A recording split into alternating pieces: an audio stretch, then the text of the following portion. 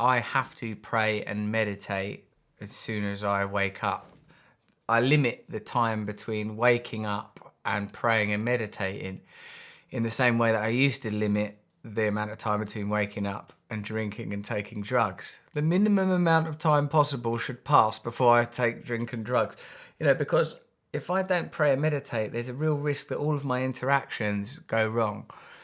The reason for this is, I suppose it's kind of like setting an intention and understanding where I'm at and what's going on. As I've said to you before, when I wake up, I usually feel like a bit antagonized by my dreams. Like, oh, I didn't enjoy that very much. And while we're alighting on that point, while we talk about whether or not there are unknown dimensions and mysteries in the world beyond the apertures and limitations of our five senses, we often neglect to consider that each night every single one of us tumbles into the psychedelic world of abstract and archetypally resourced mystery. It's so extraordinary in there, but I wake up most days pretty fucked up from it all.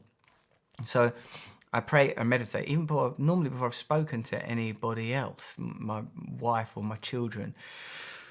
And this is how prayer and meditation works for me. I meditate first. Sometimes I will read something beautiful, like a daily reading, some spiritual reading from the 12-step program or from elsewhere. Then, particularly this is why it's important that I'm not looking at my phone. It's important that I've got my phone out of my life. Sometimes I'll justify using the phone. Oh, the meditation app's on my phone. Well, I've got it out of my life at the moment. I'll find other ways to meditate, or sometimes don't time it anymore anyway. The point is that I read something positive, I sit down. I've been taught transcendental meditation, so that's a mantra-based meditation. I sit for 20 minutes and I return to a mantra inwardly. Of course, though, there are lots of different types of meditation, and I'm sure that I would never be prescriptive about the type of meditation that someone does. Breath-based meditation, mantra-based meditation, but I do believe that it should be sedentary and still. I'm not of a mind that meditation can take the form of a walk or a game of tennis, although those things, I'm sure, have benefits of their own.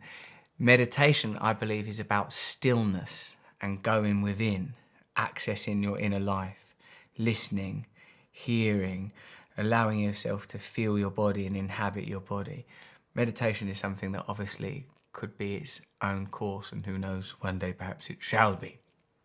But for me, 20 minutes spent observing my thoughts, observing my feelings, an intention to return to the mantra that doesn't become dogged and willful in itself, defeating the object of the pursuit, as it were, of serenity, or an intention to discover serenity.